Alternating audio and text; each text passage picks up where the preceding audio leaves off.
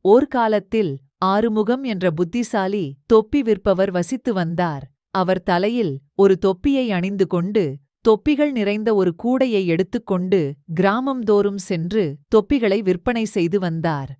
ஒருநாள் அவர் ஒரு கிராமத்திற்கு சென்றார். அங்கு ஓய்வெடுக்க அருகிலுள்ள அரசமரத்தின் கீழ் அடிக்கடி நிறுத்துவார். அவர் தலையில் தொப்பியை அணிந்து கொண்டு கூடையை அருகில் வைத்துவிட்டு தூங்கிவிட்டார். அந்த மரத்தில் சில குரங்குகள் இருந்தன. அவை தொப்பிக்காரரை பார்த்துவிட்டு அவர்களுக்கும் தொப்பி வேண்டும் என்று ஆசைப்பட்டன. ஆறுமுகம் மரத்தின் நிழலில் தூங்கிக் கொண்டிருக்கும்போது குறும்புத்தனம் மிக்க குரங்குகள் மரத்திலிருந்து இறங்கினர்.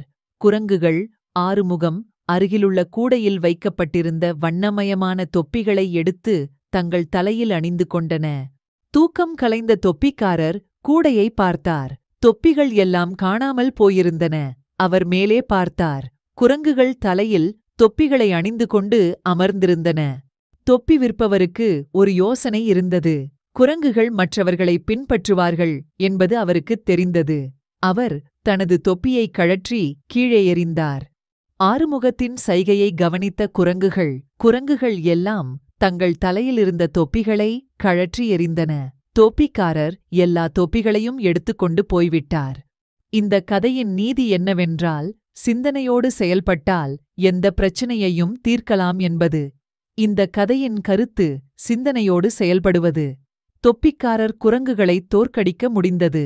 ஏனென்றால் அவர்கள் அவரை பார்த்து செயல்படுவார்கள் என்பதை அவர் அறிந்திருந்தார். இது வாழ்க்கையின் பல சூழ்நிலைகளுக்கு பொருந்தக்கூடிய ஒரு பாடம்.